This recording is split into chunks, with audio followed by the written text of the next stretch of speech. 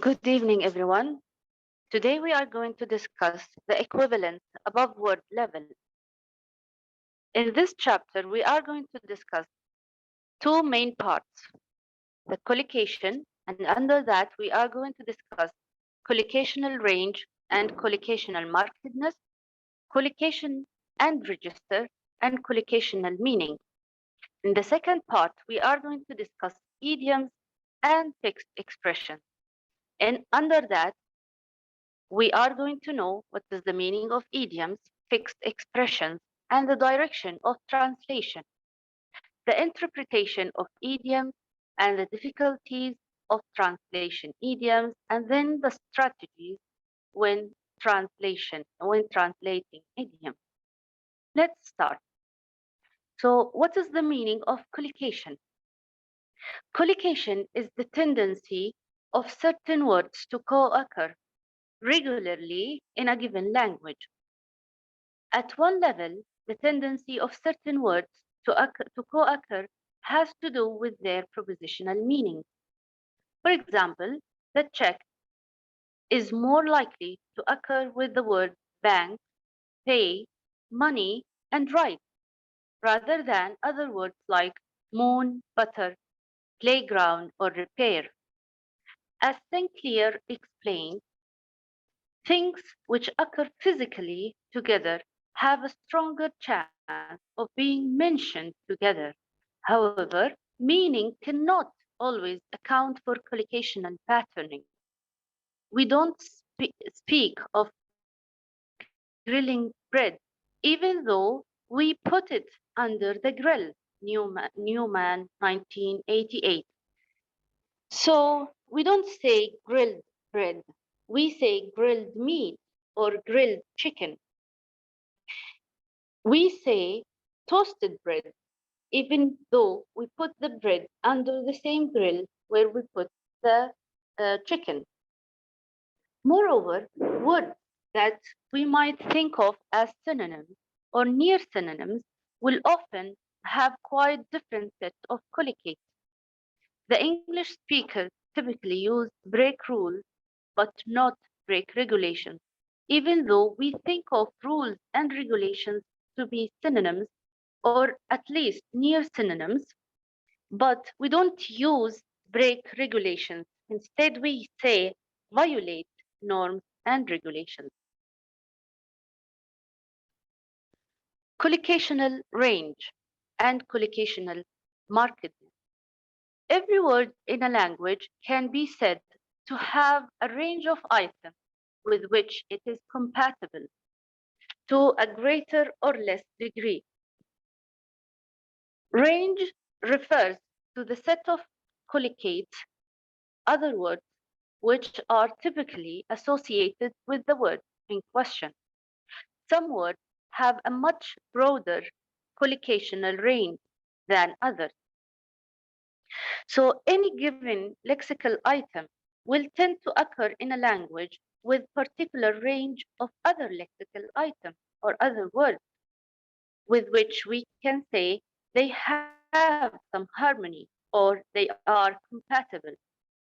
For example, the English verb shrug has a rather limited collocational range. It typically occurs with the word shoulder. We say shrug his shoulders and does not have a particularly strong link with any other word in the language. And the verb blink comes only with I, so it is not related or it is not used with any other word or part of the body. Whereas, in contrast, the word run has a vast collocational range. It can be usually used with company, business, show, bed, bell, river, and water, among others. Now, two main factors can influence the collocational range of an item. Beekman and Callow in 1974 said that. The first is its level of specificity. The more general a word, the broader its collocational range to be. The more specific, the more restricted it will be. The second factor, which determines the collocational range of any item, is the number of senses it has, or the different meanings it has. Most words have several senses and tend to attract a different set of collocates for each sense. Marked collocations are often used in fiction, poetry, humor, and news reporting and advertisement because they can create unusual images, produce laughter or irony, and catch the reader's or the listener's attention. We create new collocations all the time, either by extending an existing range or by deliberately putting together words from different or opposing ranges. New collocations often catch on, are reinforced by usage, and eventually become part of the standard repertoire of a language. Now, we usually use uh, some words together, okay? But because there is an aspect of creativity in each language, this kind of making new collocation is not impossible. It will be always renewable.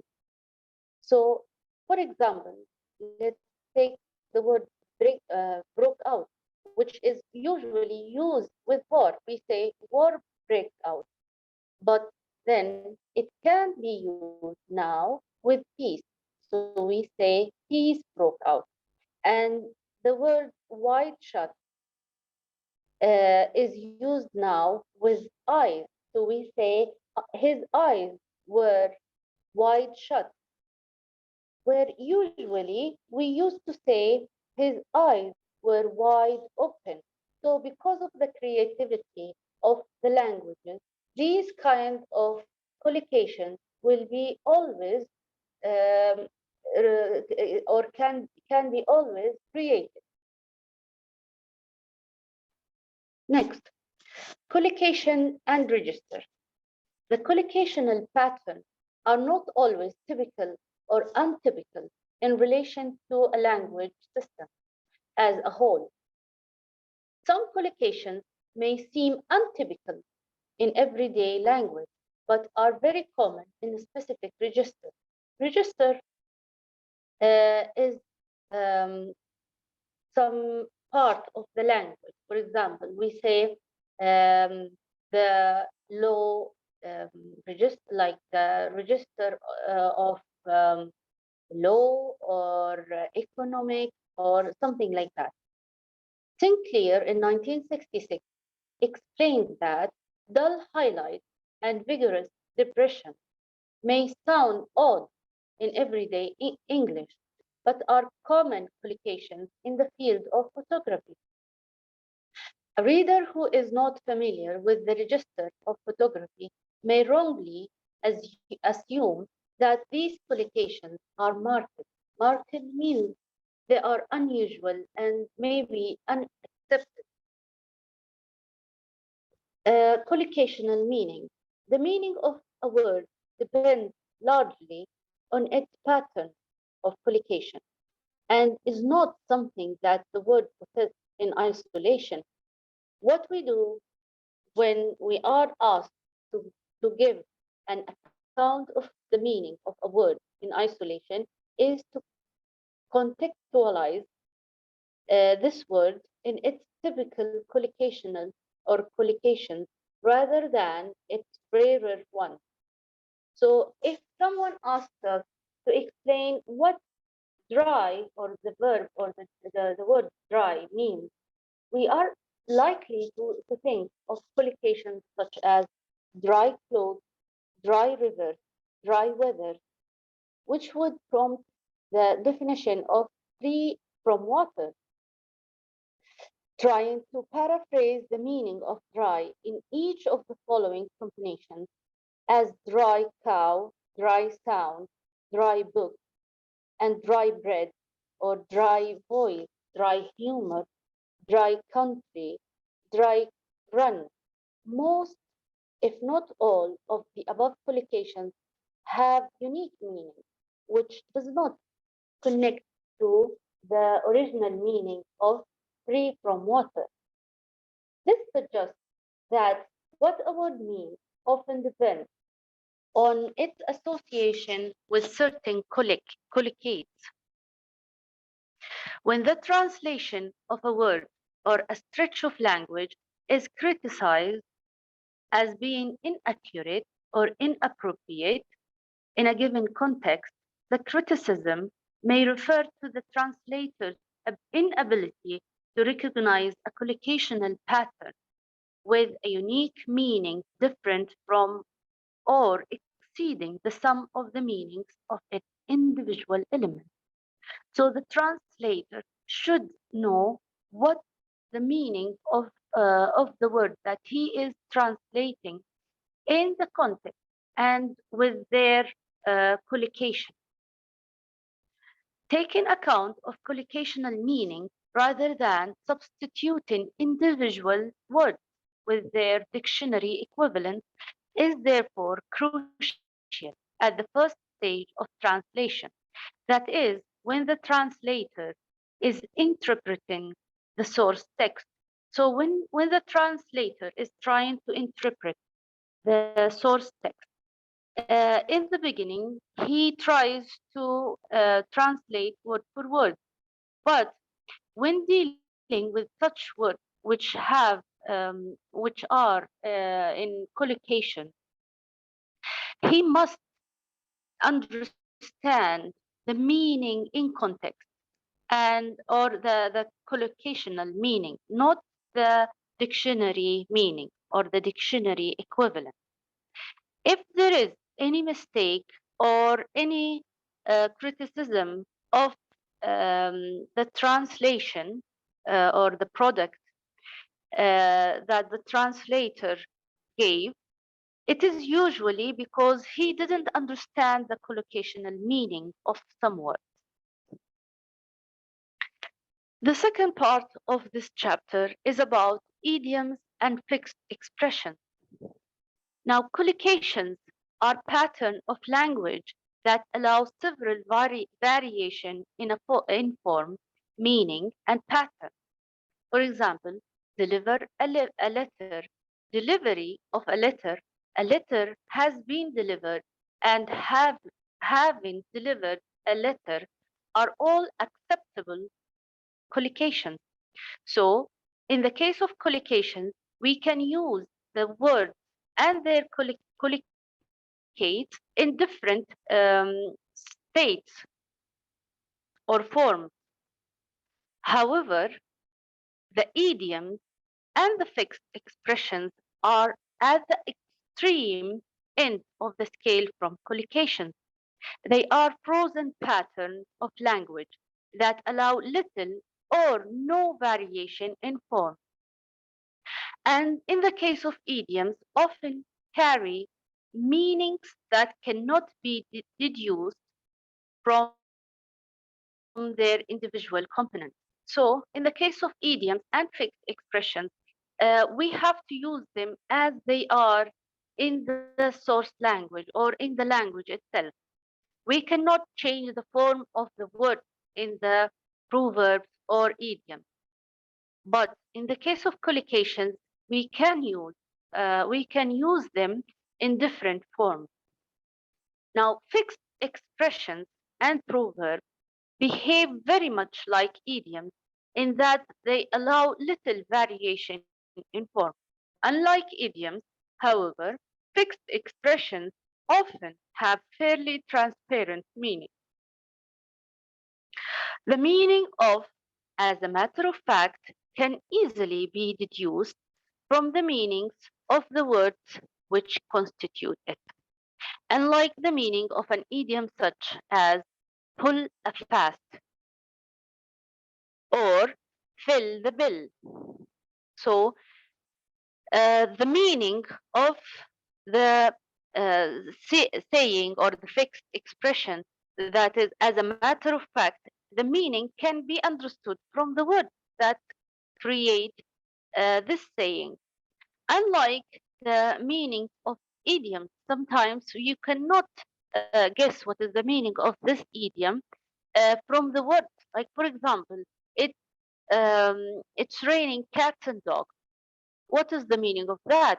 You cannot guess that it means it's raining or it's pouring so much, or it is raining heavily. Okay, because unless you know that this idiom is used for that meaning, you will never guess it from the word that makes the idiom.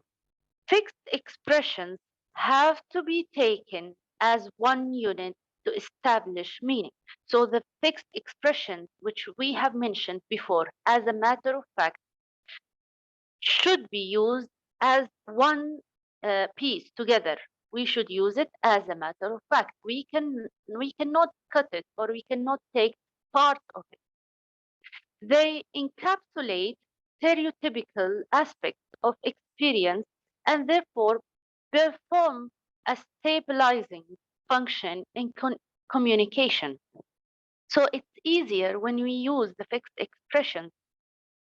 Situation or register specific formula, such as many happy returns, Merry Christmas, further to your letter of, or your sincerely, are particularly good examples of the stabilizing role that a fixed expression can assume in communication.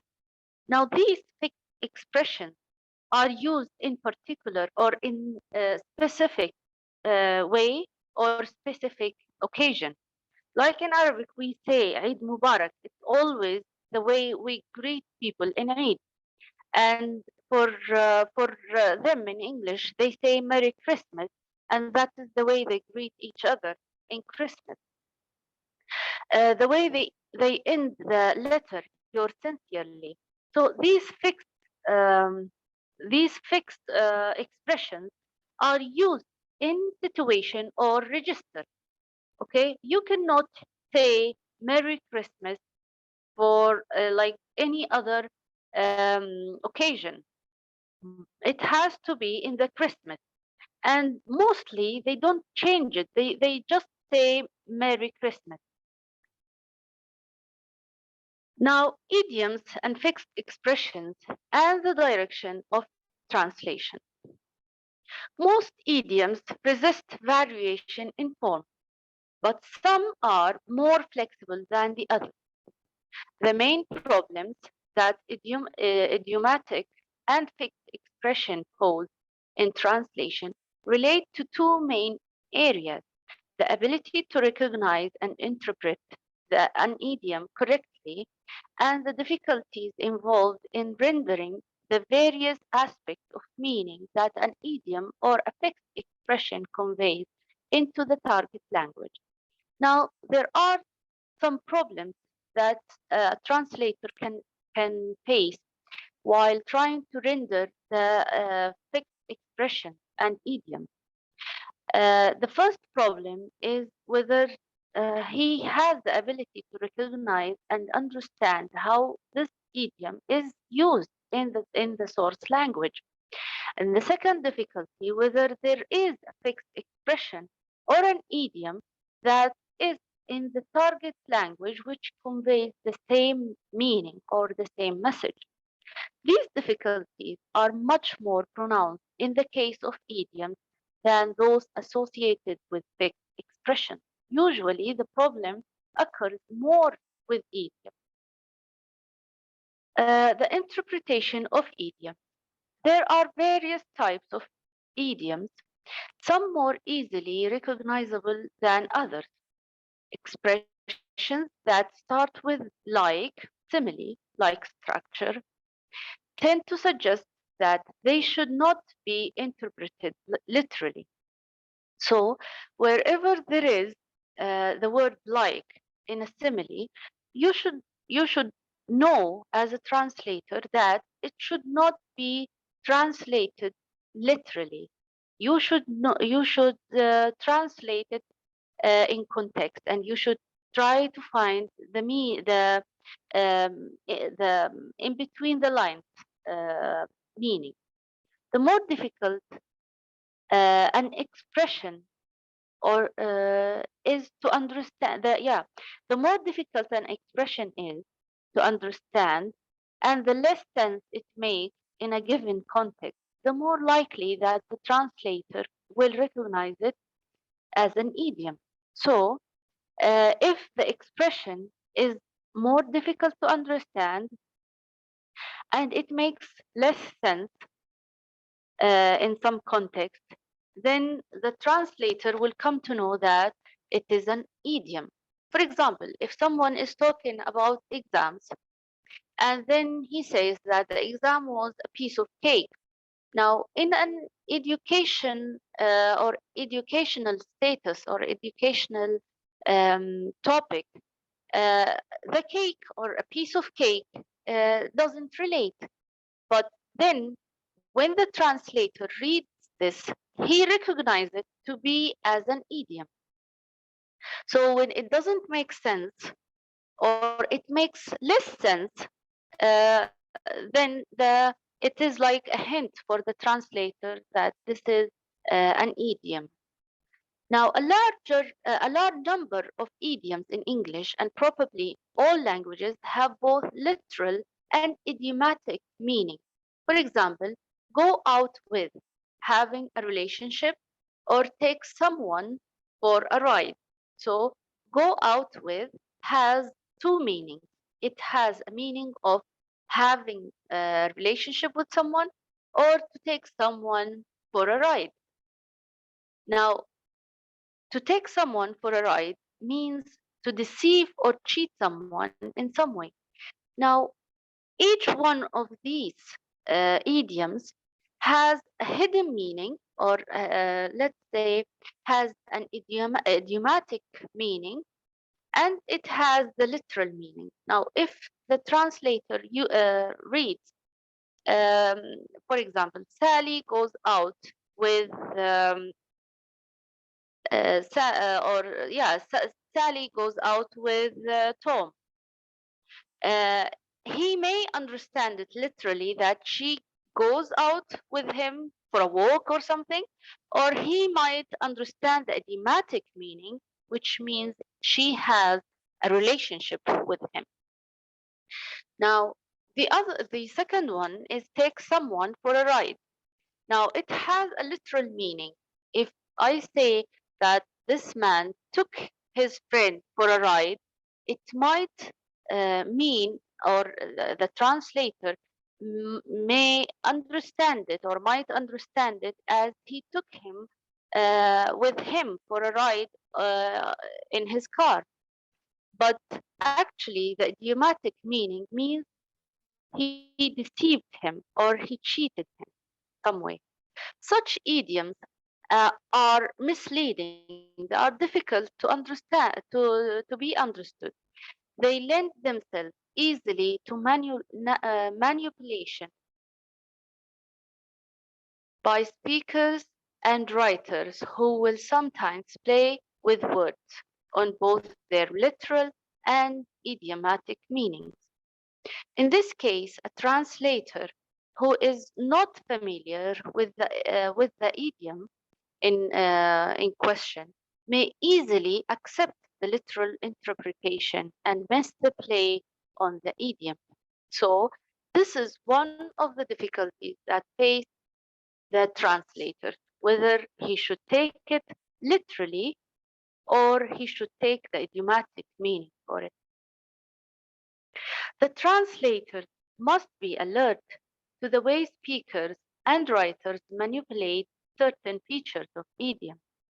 They must also consider the environment which surrounds any expressions, whose meaning is not accessible. So, before translating any idioms, the translator should consider the environment or the context.